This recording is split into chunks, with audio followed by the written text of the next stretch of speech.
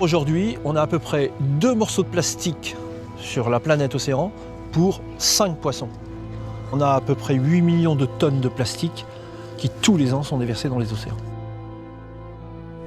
Alors depuis 1950, nous avons produit près de 8 milliards de tonnes de plastique.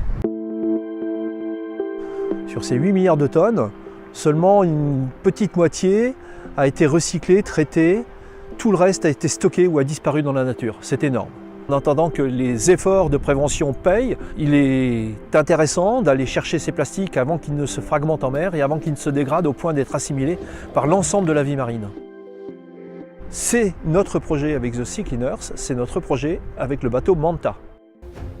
Afin de capter les gros déchets qui se trouvent dans la mer, on a installé une grosse grue à l'arrière du bateau pour capturer notamment les ghost nets, les amas de filets de pêcheurs, et on pourra les stocker à l'intérieur du bateau dans des grands containers. Pour les petits déchets, ils seront naturellement piégés entre les coques du bateau par des tapis roulants qui feront remonter les déchets à bord du bateau.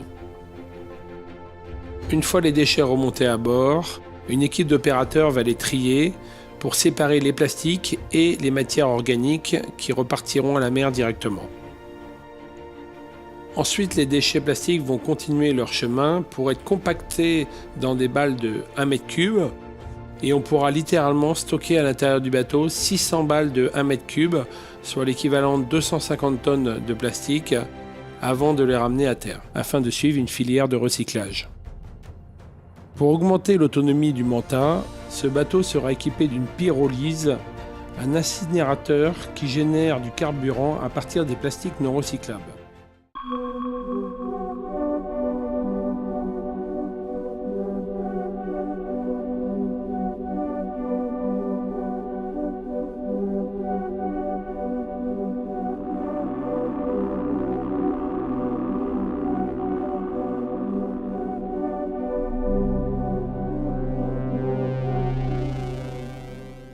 J'ai la chance de rencontrer un grand navigateur et un grand écologiste pour la chaîne YouTube électrique Click.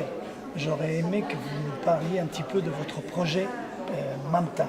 C'est pour sensibiliser les gens et pour que les gens sachent ce qu'il ne faut pas faire. Il ne faut pas qu'il y ait trop de bateaux Manta, il faut qu'on évite d'en avoir plus d'un.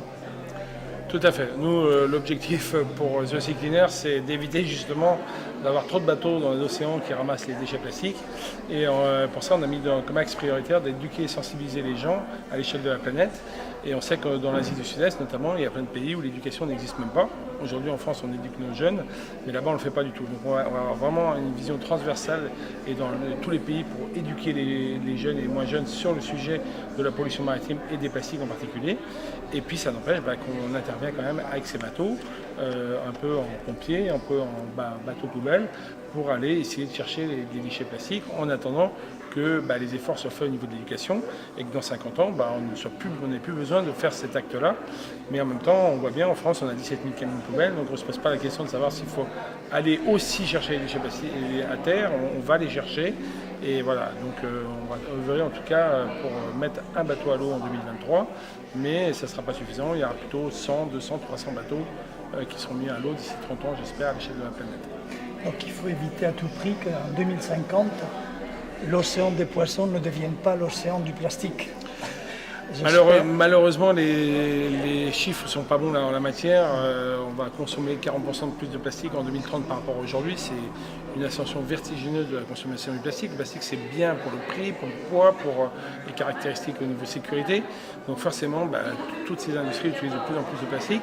La bonne nouvelle, c'est quand même que ce qu'on retrouve dans les océans, c'est surtout des produits plastiques de grande consommation. Et que là, on sait faire aujourd'hui des supermarchés en vrac, on sait faire des supermarchés sans plastique. Et donc du coup, on peut vraiment espérer qu'un jour, quand même, que par le changement de comportement des industriels et des consommateurs, on arrive à retrouver moins de plastique dans les océans. La transition énergétique et la mobilité électrique et décarbonée nous intéressent. Et qu'est-ce que vous pensez pour l'avenir du maritime? Est-ce qu'il va y avoir des changements bientôt ou est-ce que les grands armateurs vont prendre conscience de la pollution? Qu'est-ce que vous voyez dans l'avenir pour les bateaux? Alors, il faut savoir que toutes les grandes compagnies maritimes aujourd'hui ont sacrément durement travaillé depuis 10 ans sur le sujet. Donc déjà parce qu'elles ne rejettent plus de déchets à la mer.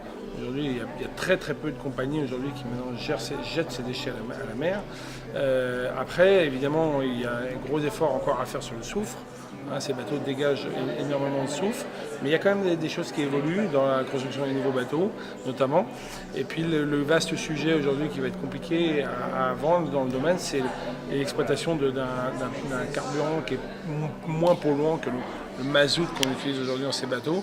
On sait très bien que c'est au prix d'un coût supplémentaire important, mais pourtant il faudra y passer parce que même si ça reste le moyen de transport le plus écologique à la tonne et au kilomètre parcouru, il y a quand même aujourd'hui des milliers, dizaines de milliers de bateaux qui circulent.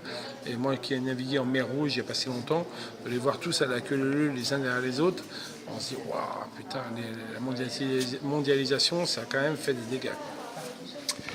En tout cas, je vous remercie beaucoup. J'espère que beaucoup de personnes regarderont cette vidéo et qui prendront conscience de ce qu'il faut faire et de ce qu'il ne faut pas faire. En tout cas, c'est chacun qu'on peut agir à son niveau. Nous, on n'est qu'une maille dans cette échelle-là. C'est vraiment le comportement humain, le fait de ne plus jeter ses plastiques par l'extérieur de la voiture, dans la rue, le fait de mieux recycler ses plastiques, de mieux trier, d'éviter le plastique à l'achat. C'est tous ces petits comportements cumulés les uns derrière les autres qui fera qu'on arrivera à une solution véritable. Merci pour ce message. Avec plaisir. Au revoir.